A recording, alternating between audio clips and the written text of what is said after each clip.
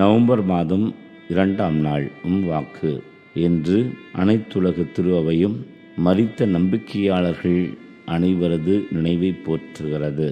இந்த நாளை கல்லறை திருநாள் என்றும் நாம் கொண்டாடுகின்றோம். கல்லறையை சந்தித்து இறந்தவர்களை நினைவு கூர்ந்து ஒரு சோகமான நிலைக்கு நம்மை ஆட்படுத்த இந்த நாள் ஏற்படுத்தப்பட்டிருக்கிறதா என்று சிந்திக்க நினைக்கிற இந்த நாளில் மன்னக வாழ்வை பெற்றிருக்கிற நாம் விண்ணகம் நோக்கி பயணித்து கொண்டிருக்கிறோம் என்பதையும், மேலும் யோவான் நற்செய்தியில் இன்றைக்கு நமக்கு சொல்லப்படுகிற செய்தியை, தந்தை என்னிடம் ஒப்படைக்கும் அனைவரும் என்னிடம் வந்து சேருவர், என்னிடம் வருபவரை நான் புறம்பே தள்ளிவிட மாட்டேன்.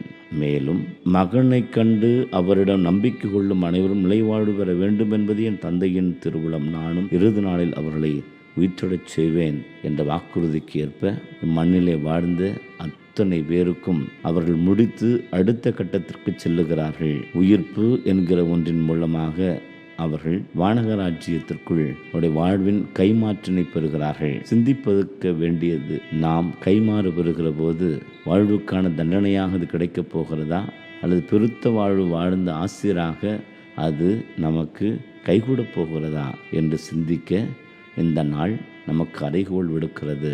ஆகவே நாம் இந்த நாளை நமக்கும் உரித்த நாள் என்றும், நமக்கு முன்னால் இறைவனை சேர்ந்தவர்களுடைய ஆத்துமாக்களை இறைவன் கைகளிலே ஒப்படைத்து அவர்களுக்காக ஜெபிக்கிற நாளாகவும் மாற்றுவோம்.